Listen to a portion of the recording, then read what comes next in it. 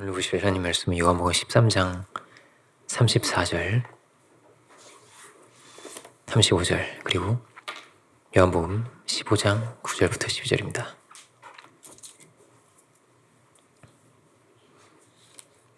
제가 가지고 있는 성경에 170페이지 정도에 있습니다. 요한복음 13장 34절에서 35절입니다.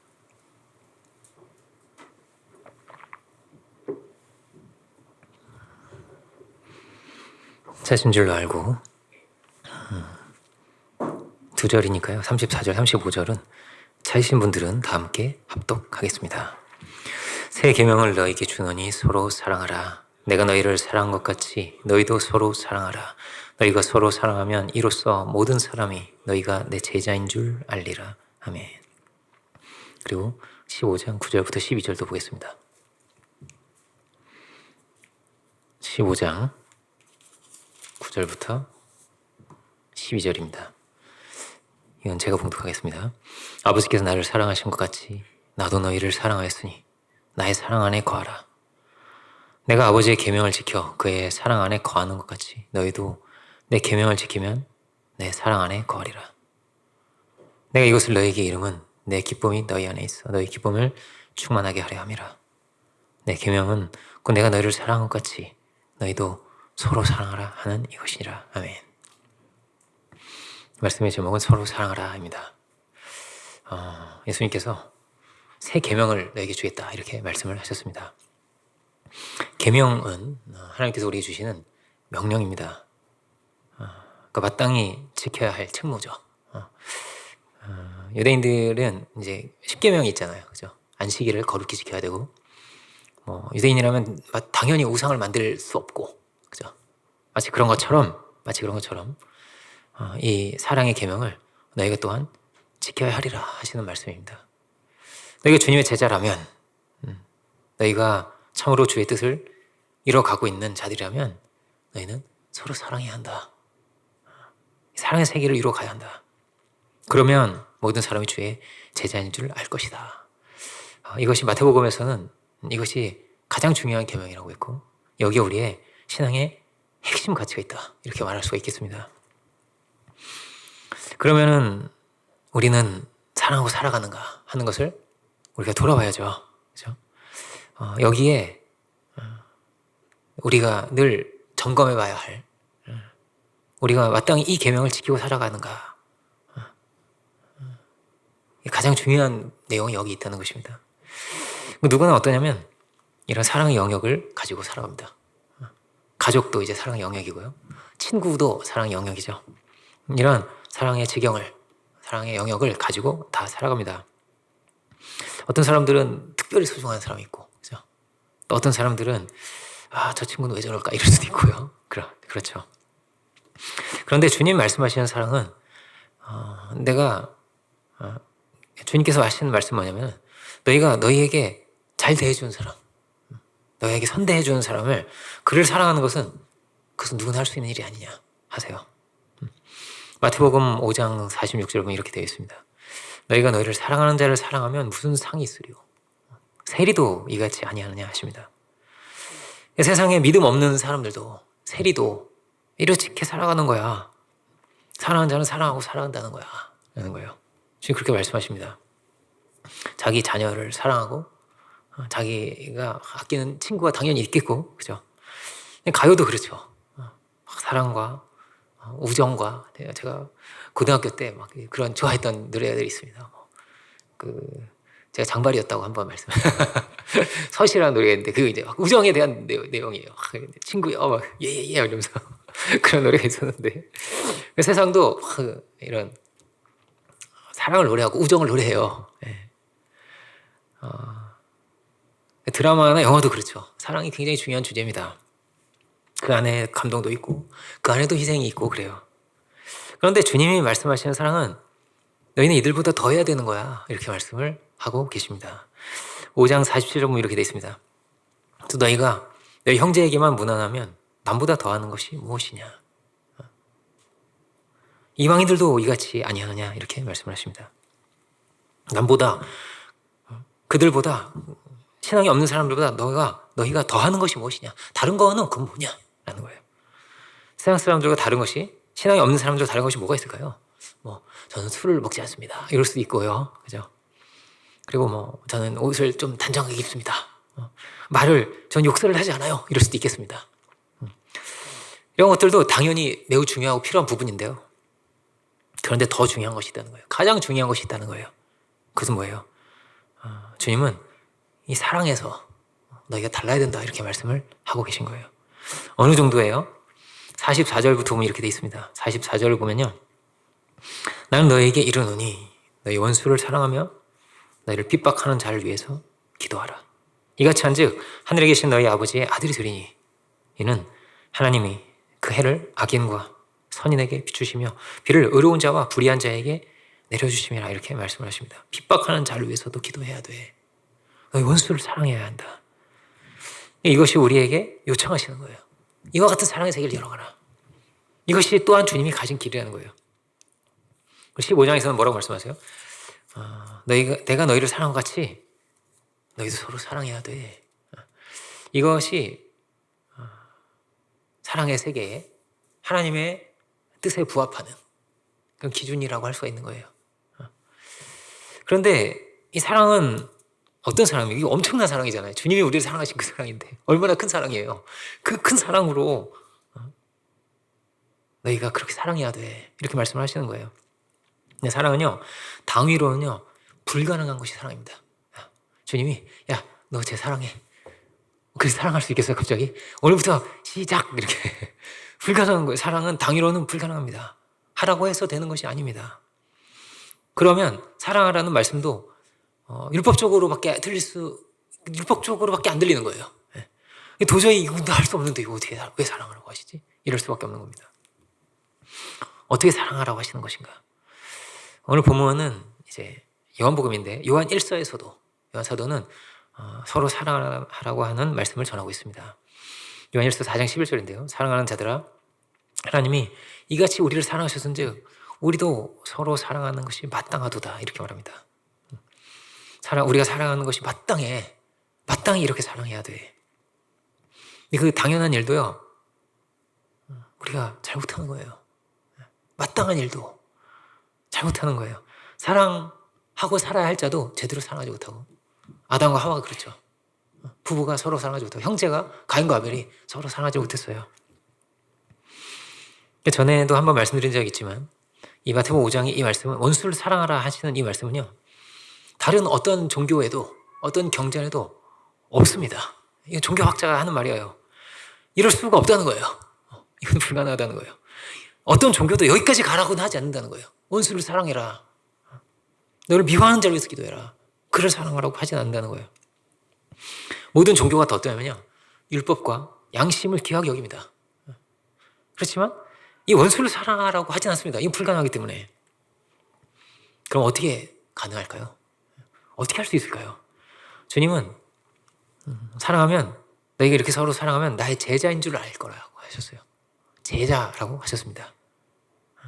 그 제자는 할 수 있는 거야 이렇게 말씀하시는 거예요. 나의 제자라면, 다르게 말하면 예수님 안에서는 할 수가 있지, 그 은혜 안에서는 할 수가 있단다 라고 하시는 겁니다.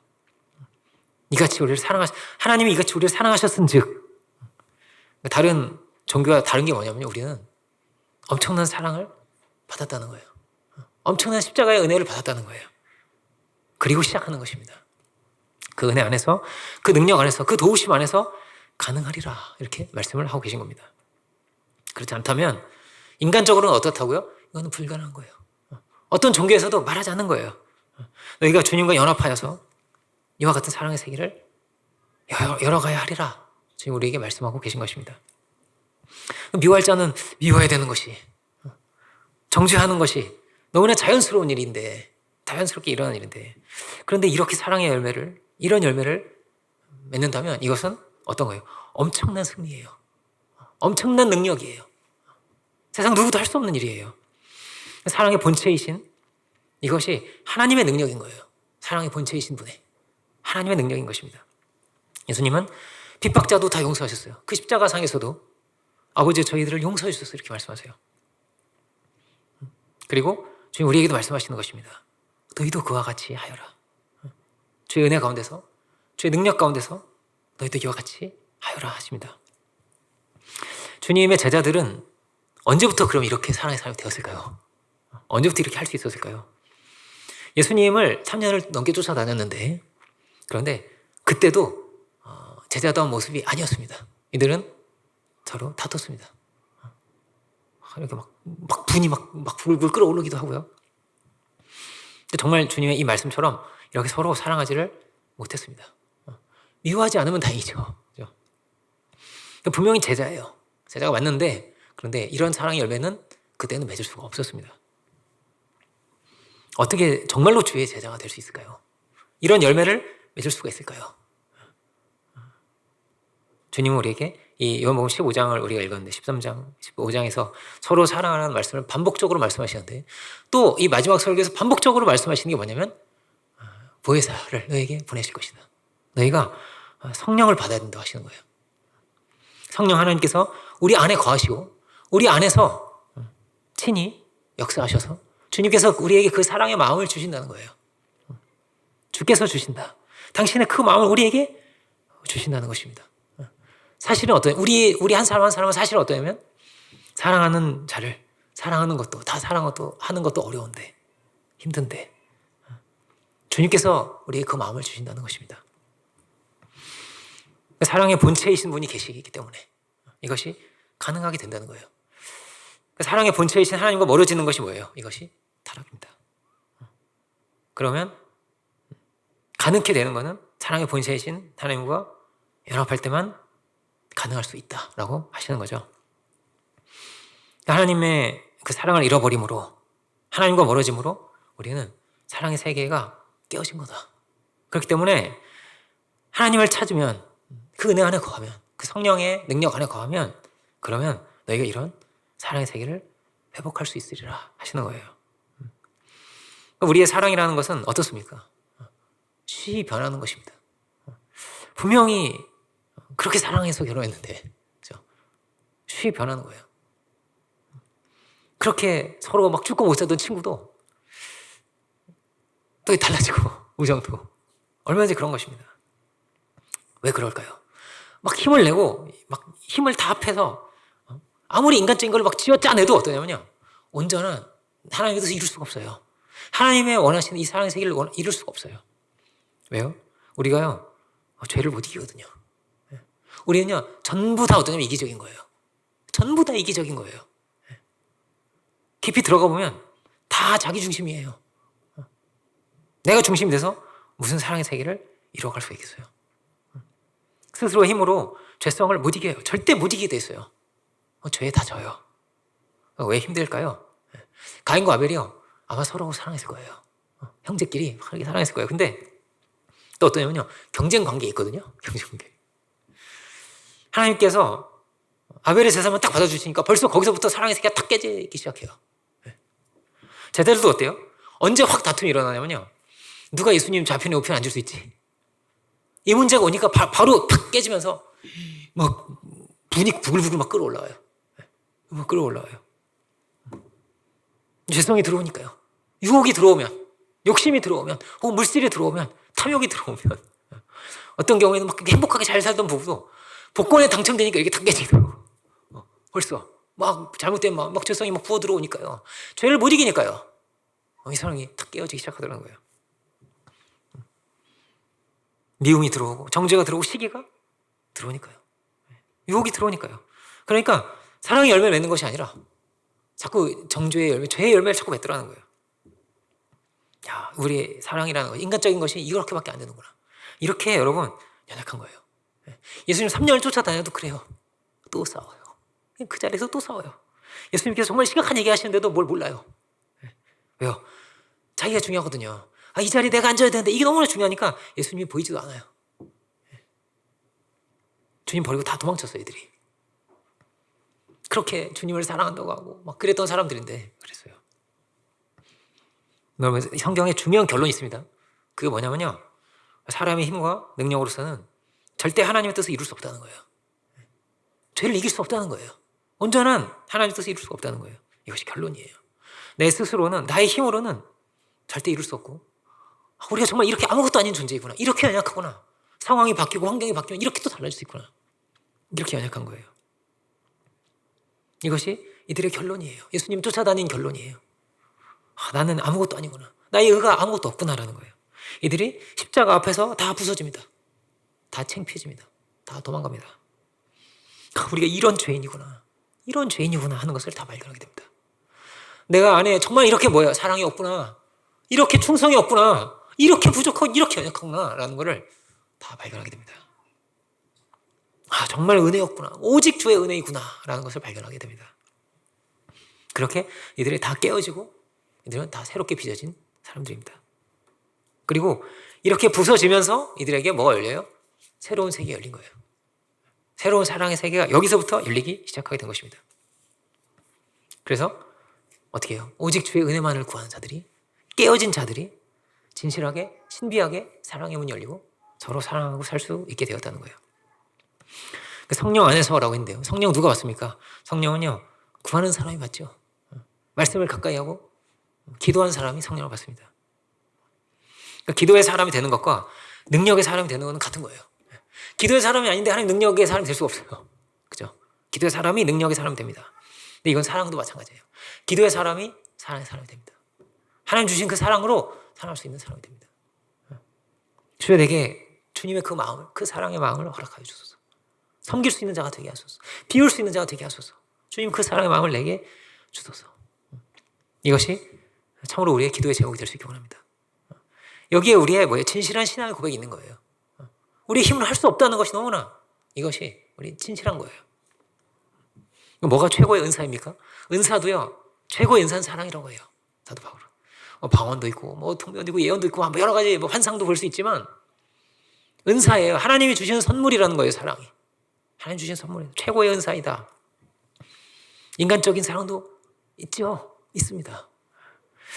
제가 학창시절에 어떤 영화가 개봉을 했습니다. 아마 저와 연령대가 대부분 비슷하기 때문에 여러분도 다 아실 거라고 생각하는데, 로미오와 줄리엣이라는 그런 영화였습니다. 인간적인 사랑도 감동이 되죠. 전 좀 감동을 잘 받는 편이에요. 그래서 웬만하면 감동을 받습니다, 저는. 근데 거기 나오는 두 사람이 거의 이제 절세미남, 절세미인이에요. 예? 그 날개가 달리면 천사에 있는 사람들. 그렇게 보여요. 그렇게 보이는 사람들입니다. 야, 이게 남자가 봐도 이거는 아름답다. 남자가 남자를 봐도 아름다울 정도로. 여러분도 아실 겁니다. 아시는 배우죠. 레오나르도 디카프리오라는 배우가 있습니다. 지금은 좀 아저씨지만 그때는 거의 절세 미남이었어요. 그래서 제가 이제 그 영화를 보고 감동을 받았는데, 감동을 받았지만 제가 이제 학창 시절에는 저랑 이렇게 막 토론을 많이 했던 그 친구가 있습니다. 이제 아는 어떤 동생이 있었어요. 우리 사랑에 대해서 토론을 많이 했는데, 보고 나서 막 감동을 받았지, 눈물 나가지만 의문이 드는 거예요. 야, 이 주인공이 엄청난 추남이었어도 이게 가능할까? 이런 생각이 드는 거예요. 이 조건이 이렇게 조건이 쪽쪽쪽이 달렸으면, 이게 굉장히 냄새가 나는 사람이라거나, 형님 미안합니다. 그렇지만 어쨌든 좀 굉장히 무식하거나 말을 이렇게 좀 어눌하게 한다거나, 그냥 이렇게 자존심이 상하는 말투를 막 한다거나, 아니면 그걸 다 빼고 이제 플러스 한 30kg만 돼도 이게 과연 가능했을 것인가? 아무리 생각해도 그림이 안 그려지는 거예요. 사람이 이렇게 조건적이구나. 제가 조건을 배제할 수가 없는 거예요. 왜 이런 얘기를 했냐면은, 저는 제 사춘기 때 굉장히 고민이었습니다. 저는 이제 열등감도 많았기 때문에 저는 여러 가지 자신감이 없는 거예요. 이것도 부자라고, 이것도 부족한데 제가 볼 때. 근데 주님의 사랑은 어떠냐면, 우리 이런 연약함을 다 아심에도 불구하고, 이런 부족한 자임에도 불구하고, 이거를 다 넘어서 우리를 사랑하시다는 거예요. 그럼에도 불구하고 주님 다 아세요. 도망칠 것도 다 아시고요. 얼마나 연약한지도 다 아시고, 얼마나 인간적인 것인지도 이걸 주님이 너무나 잘 아세요. 그런데 변함이 없는 사랑으로 끝까지 사랑하신 거예요. 끝까지 사랑하신 거예요.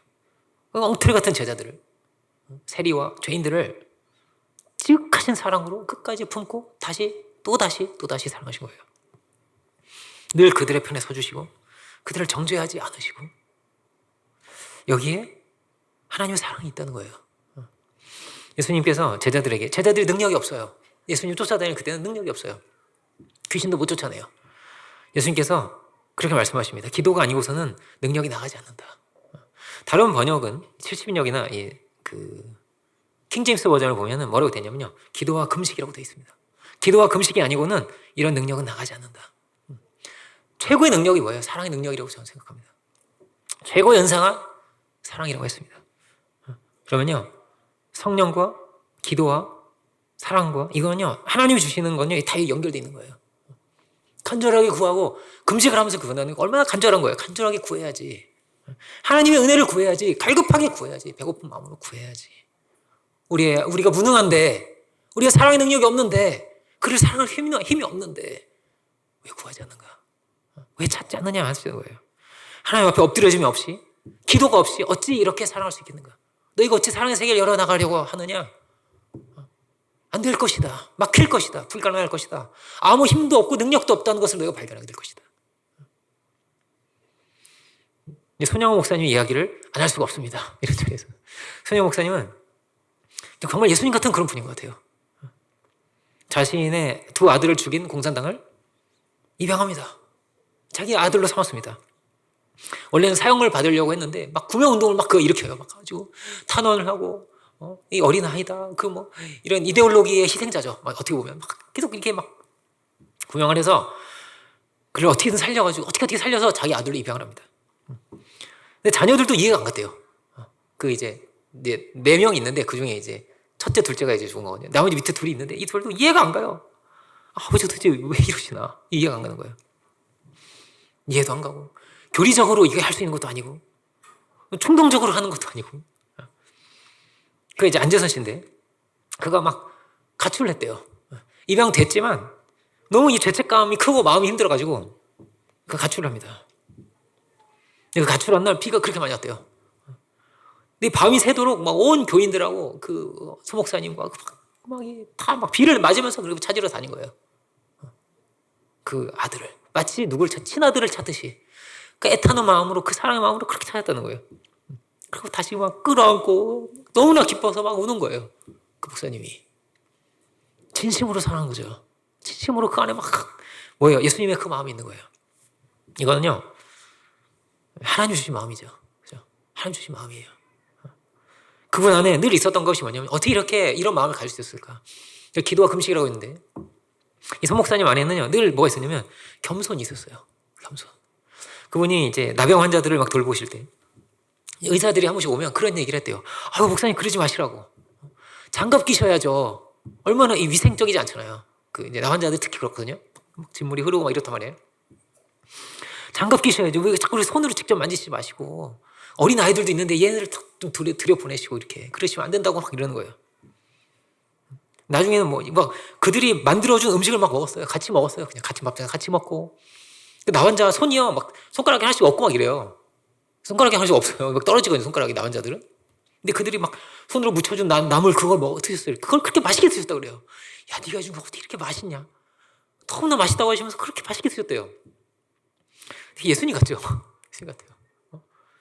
그렇게 막 맛있게 드시면서 나 환자가 그분의 간증이에요. 그걸 그렇게 맛있게 드시더라고.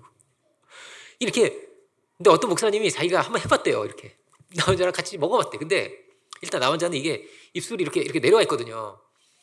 그렇게 침이 많이 흐른대요. 그래서 이게 먹으면 침이 나오잖아요. 그걸 이렇게 막 대화를 하면서 먹는데 이렇게 튀더래요. 그거를 도저히 먹을 수가 없더래요, 그 목사님이. 그러면서 이 손양 목사님이 진짜 정말 정말 위대한 분이구나라는 본인이 느꼈다는 어떤 목사님이 하신 얘기예요. 굉장히 큰 교회 목사님이에요, 이분이. 근데 손 목사님은 그걸 그렇게 맛있게 드시는다는 거예요. 절대 같이 안 먹으려고 하죠. 공연도 할 수 있고 위문도 할 수 있지만 같이 밥을 먹진 않는 거예요, 나 환자들하고. 그분은 늘 그냥 같이 생활했어요. 근데 이 의사들이 목사님 그러지 마세요 하면 목사님이, 선생님, 이 나 환자들보다 제가 더 더러운 죄인입니다. 이 더러운 죄인을 주님이 사랑해 주셔서 나를 살려주신 거라고. 나를 깨끗게 해주신 거라고. 그런데 왜 내가 이들과 함께 하지 못할 이유가 없는 거라고. 엄청난 겸손이죠, 겸손. 내가 더 더러운 자입니다. 내가 더 더러운 자였습니다. 라는 거예요. 그분 안에 뭐가 있는 거예요? 내가 주님께 받은 은혜가 얼마나 크냐가 있는 거예요. 주께서 나를 어떻게 대하셨느냐가 그 안에 늘 있는 거예요. 그 은혜가 있는 거죠. 그 목사님도 자신도 힘들었다 그래요. 인간적으로는 힘든 게 있는 거예요. 아주 중환자의 경우에는 훨씬 더 심각하거든요. 굉장히 흉측하고 막 이렇거든요. 막 냄새나고 이러지만 그 중환자를 만날 때는 늘 문고를 잡고 기도했다고 합니다. 문고를 잡고 주님 당신의 마음을 달라고, 당신의 그 은혜를 달라고 기도하면 또 마음이 다시 새로워지는 거예요.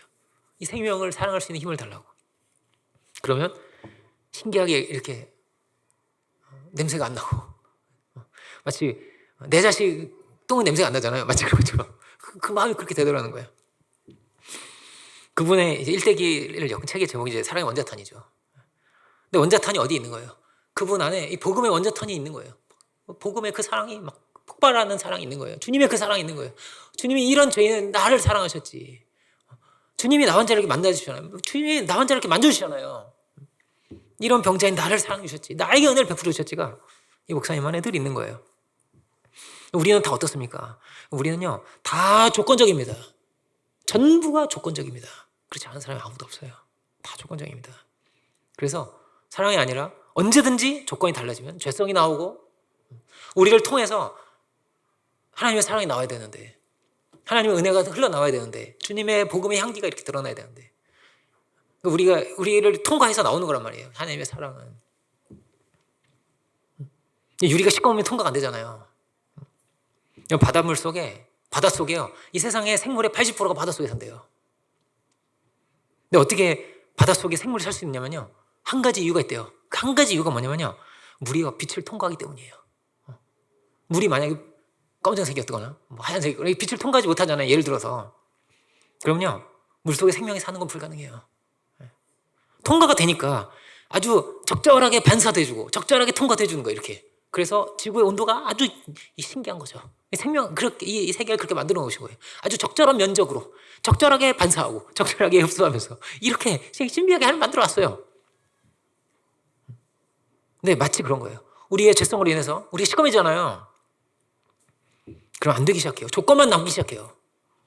진실한 사랑이 안 되기 시작해요. 황폐해지고 생명이 살 수 없는 별이 되듯이 우리의 중심이 메말라지고, 마음은 열리지 않고 자꾸 막힌 담이 열리고 막힌 담이 쌓이고 죄송합니다.